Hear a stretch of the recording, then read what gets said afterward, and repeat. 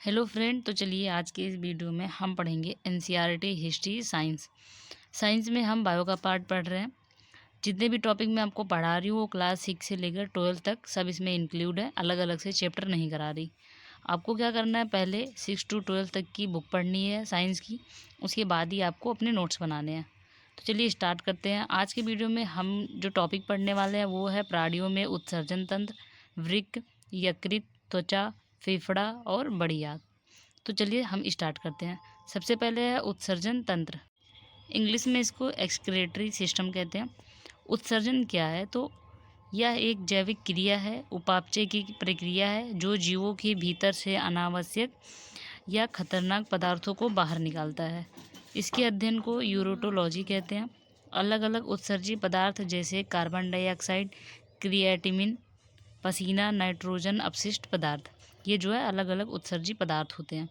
Example में urea, ammonia, uric अम्ल आदि। मानव शरीर में अलग अलग उत्सर्जी अंग होते हैं, यानी अलग अलग उत्सर्जी पदार्थों के उत्सर्जन के लिए अलग अलग अंग पाए जाते हैं। जैसे पहला है लंग्स यानी फेफड़ा, इससे कार्बन डाइऑक्साइड का उत्सर्जन होता है। स्किन, पसीने का उत्सर्जन। लिवर, ये अमोनिया को यूरिया में बदलता है। लिवर के अंदर एक चक्र होता है, एक साइकिल होती है जिसे ऑर्निथिन कहते हैं। इसमें ऑर्जिनिन चक्र या यूरिया चक्र होता है, जिससे अमोनिया यूरिया में बदल जाता है। फिर है किडनी, रक्त का शुद्धिकरण करके नाइट्रोजन युक्त अपशिष्ट पदार्थों को शरीर से बाहर निकालना इसका कार्य होता है। लास्ट है बड़ी आंत, ये मल परित्याग करती है।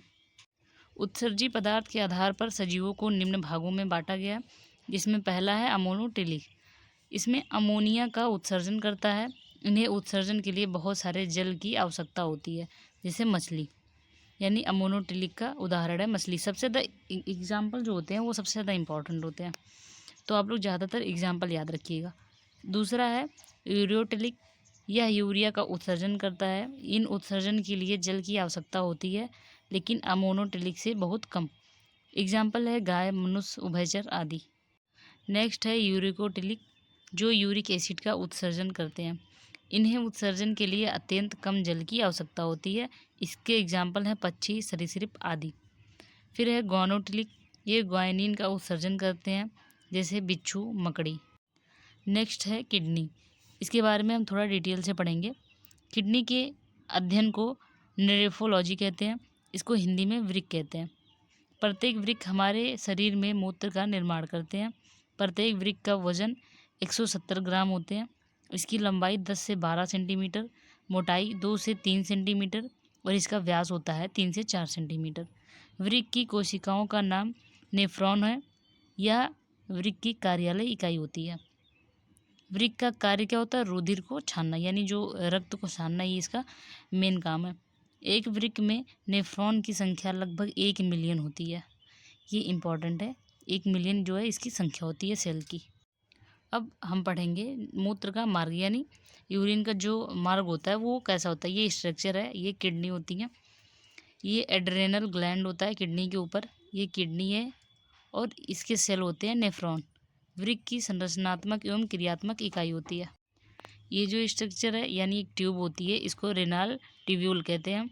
ये मूत्र नलिका है, ये मलाशय और ये यूरेथा, यानी जो यूरिन है वो यहाँ यूरेथा में आके कलेक्ट होती है। अब इसके बाद आता है वृक्क हमारे शरीर में रुधिर को छानने का कार्य करता है। अब हम पढ़ेंगे नेक्स्ट जो है रुधिर का संयोजन। इसमें क्या क्या होता है, NaCl, ions, glucose, amino acid, urine जो अपशिष्ट पदार्थ होता है और वाटर। इसके बाद हम नेफ्रॉन का स्ट्रक्चर देख लेते हैं। ये जो है पूरा नेफ्रॉन का स्ट्रक्चर है। इसमें ये रेनॉल धमनी है और ये रेनॉल सिरा है। इसमें जो एक स्ट्रक्चर पाई जाती है ग्लोमेरुलस है, जिसे कोशिका गुच्छ कहते हैं। जो रेनॉल धमनी होती है इसमें blood, ion, glucose, amino acid, मूत्र, NaCl जल प्रवेश करते हैं। और उसके बाद ये जो है इसको वोमेन संपुट कहते हैं। फिर ये सिरा प्रोक्सिमल कॉन्वोल्यूटेड ट्यूब्यूल्स होते हैं, जिसको PCT कहते हैं। ये रुधिर से ग्लूकोज और इम्यूनो एसिड का अवशोषण करता है। ये सिरा आरोही लिम्ब होता है। फिर यहाँ लास्ट में मूत्र का निर्माण होता है। ये जो पूरा स्ट्रक्चर है इसको हेनले लूप कहते हैं। ये जो सिरा है ये डिजिटल कॉन्वोल्यूटेड ट्यूब्यूल्स होता है।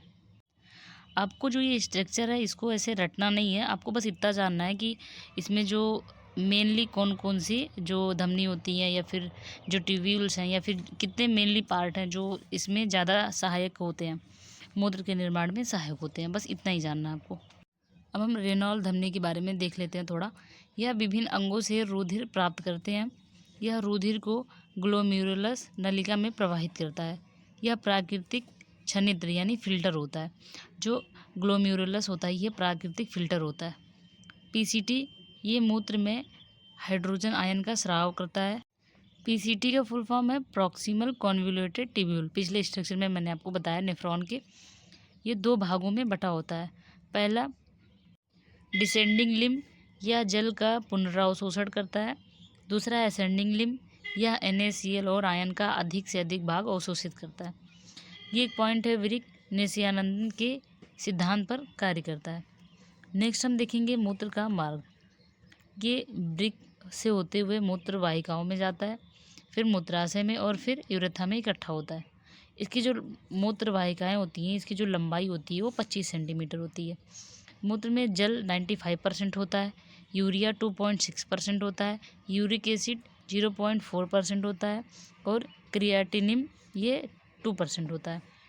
इसका जो रंग है वो हल्का पीला होता है, जो इसमें यूरोक्रोम वर्णक के कारण यानी जो हल्का पीला रंग होता है वो यूरोक्रोम वर्णक के कारण यानी यूरोक्रोम पिगमेंट के कारण हल्का पीला रंग होता है। और जो इससे दुर्गंध आती है यानी जो एक स्मेल आती है वो अमोनिया के कारण आती है। और इसका पीएच मान होता है 6, अम्लीय होता है। किडनी में स्टोन पाया जाता है वो कैल्शियम ऑक्जेलेट के कारण बनता है। याद रखिएगा आप, कैल्शियम ऑक्जेलेट के कारण किडनी में स्टोन बनते हैं। तो ये टॉपिक ख़त्म हो गया। मैं आपको स्टार्टिंग से नोट्स दिखा रही हूँ। आपको क्या करना है, पहले बुक ज़रूर पढ़नी है, बुक बहुत ज़्यादा इंपॉर्टेंट है। आप बुक पढ़ेंगे उसके बाद ही आपको ये सारे पॉइंट समझ में आएंगे। आप बुक पढ़िएगा फिर आप वीडियो पॉज करके अपने नोट्स बना लीजिएगा। 6 to 12 की जो साइंस वाली बुक है NCERT की, उसमें जितने भी इम्पोर्टेंट टॉपिक्स हैं जो आ सकते हैं वो सारे इसमें इंक्लूड है। आप इसको नोट्स में लिखिएगा और बार बार अपने नोट्स को रिवाइज करिएगा। अगर आपको मेरे नोट्स अच्छे लगते हैं और वीडियो पसंद आते हैं तो लाइक करें, शेयर करें और चैनल को सब्सक्राइब करें। नोट्स के PDF लिंक डिस्क्रिप्शन बॉक्स में मैं डाल देती हूँ, आप उससे जाके नोट्स लिख सकते हैं।